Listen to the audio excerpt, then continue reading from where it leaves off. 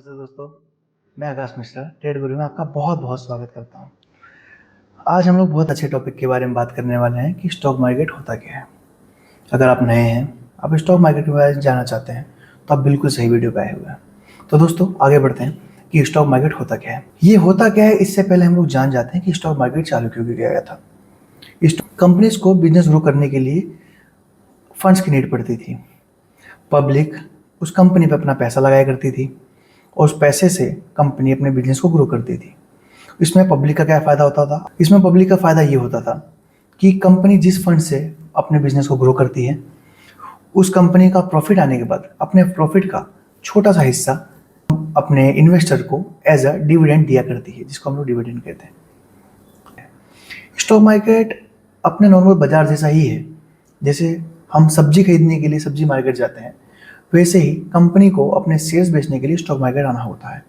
अब जैसे कि मैंने अभी आपको ऊपर समझाया कि कंपनी अपने आईपीओ को लाती है, जिसमें पब्लिक अपना पैसा इन्वेस्ट करती है और उन पैसों से कंपनी अपने बिजनेस का काम करती है, जिससे बिजनेस ग्रो होता है।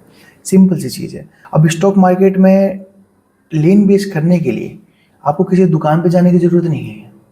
इसके लिए इंडिया में दो बड़े मार्केट हैं, जिससे बीएससी और एनएससी, बॉम्बे स्टॉक एक्सचेंज और नेशनल स्टॉक एक्सचेंज। ये दो ऐसे स्टॉक एक्सचेंज हैं जहां पे आप ले बेच कर सकते हैं, पर इनको हैंडल करने के लिए बहुत सारे ऑनलाइन प्लेटफॉर्म बनाए गए हैं, जैसे Zerodha, angel one, grow, Upstox. ये सारे प्लेटफॉर्म से आप किसी भी स्टॉक को ले बेच कर सकते हो। अब आपके मन में एक सवाल आ रहा होगा कि प्राइस ऊपर और नीचे कैसे हो रहे हैं फिर? क्योंकि आप स्टॉक में आप देखते होंगे, कभी कोई सामान अगर 100 रुपये का है तो अगले दिन शायद वो 101 का हो सकता है, 102 का हो सकता है, फिर 99 रुपये भी हो सकता है। तो आपके मन में ये सवाल आ रहा होगा कि प्राइस अप एंड डाउन कैसे हो रहे हैं इसमें। तो दोस्तों मार्केट सिर्फ दो चीज़ों पर चलती है, पहला डिमांड और दूसरा सप्लाई।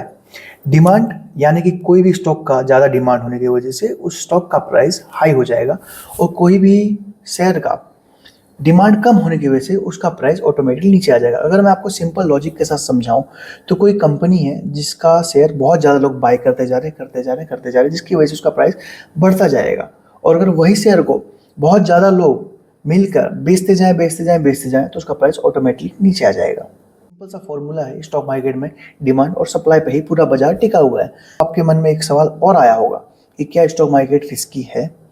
तो हाँ, स्टॉक मार्केट रिस्की है। रिस्की तब है अगर आप बिना नॉलेज के साथ इसमें अगर आप घुसते हो, इसमें इन्वेस्ट करते हो, तो डेफिनेटली आपको ये रिस्क देगा। पर अगर आप अच्छे नॉलेज के साथ स्टॉक मार्केट में, अच्छी कंपनी में, सही टाइम पे और पैशंस के साथ इसमें इन्वेस्ट करते हो, तो स्टॉक मार्केट सिर्फ इकलौता ऐसी जगह है। समझिए कि 10 साल पहले आपने 1,000 रुपये इन्वेस्ट किया, जिसकी वैल्यू 10 सालों बाद अप्रोक्सीमेटली 40,000 या 5,000 रुपये के आसपास होगी, या फिर इससे ज़्यादा भी हो सकती है।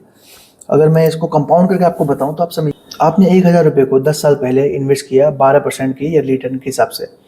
अब 10 सालों बाद उसकी जो वैल्यू होगी वो अप्रोक्सीमेटली 3100 रुपये होगी, यानी कि कुल आपके इन्वेस्टमेंट का 210% आपको रिटर्न मिल रहा है यहाँ पे। तो आपको जैसा मैंने बताया कि स्टॉक मार्केट लॉन्ग टर्म में बहुत ही अच्छा वेल्थ क्रिएटर है।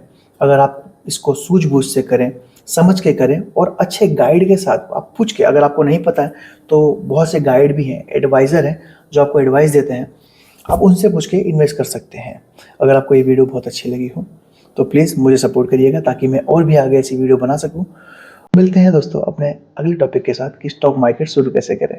तब तक के लिए नमस्कार, राधे राधे।